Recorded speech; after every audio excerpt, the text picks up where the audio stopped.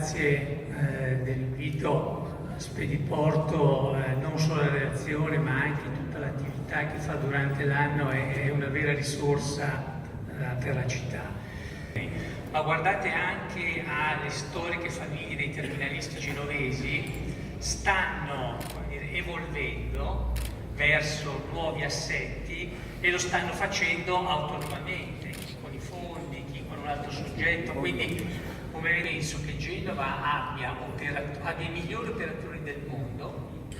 Se voi guardate gli scali del Mediterraneo non trovate un altro sistema portuale che abbia tutti quei nomi che ha fatto vedere prima Vito, nelle compagnie di shipping, nei terminalisti, nella logistica stanno arrivando.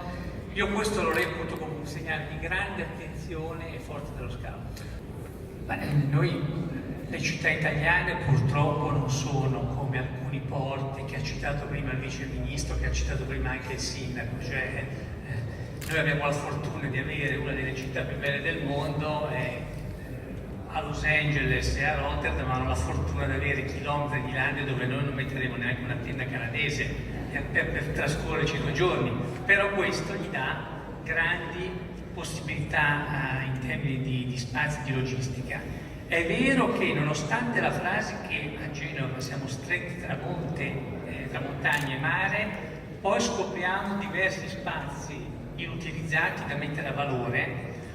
A mio parere quello che è successo con il crollo del Morandi è che la città ha scoperto alcune sue potenzialità e questo anche grazie all'attività del sindaco, del presidente della regione e del vice ministro.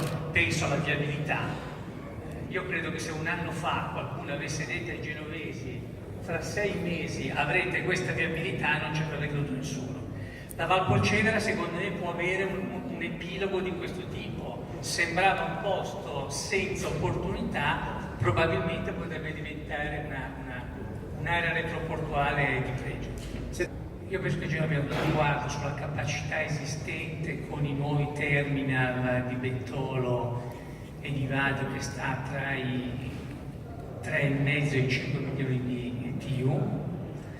Oggi per attrarre traffico dobbiamo fare quello che ha detto prima il Vice Ministro, dobbiamo sistemare tutta la filiera dei trasporti da dove siamo noi, fino alla pianura padana e oltre le Alpi. Mi sembra strano che operatori come Costco, Maersk, Singapore, MSC chiedano un posto nel nostro sistema portuale se non vedessero alcune potenzialità. Sta a noi realizzarle, ma il fatto che lo chiedano tutti mi sembra un buon segno.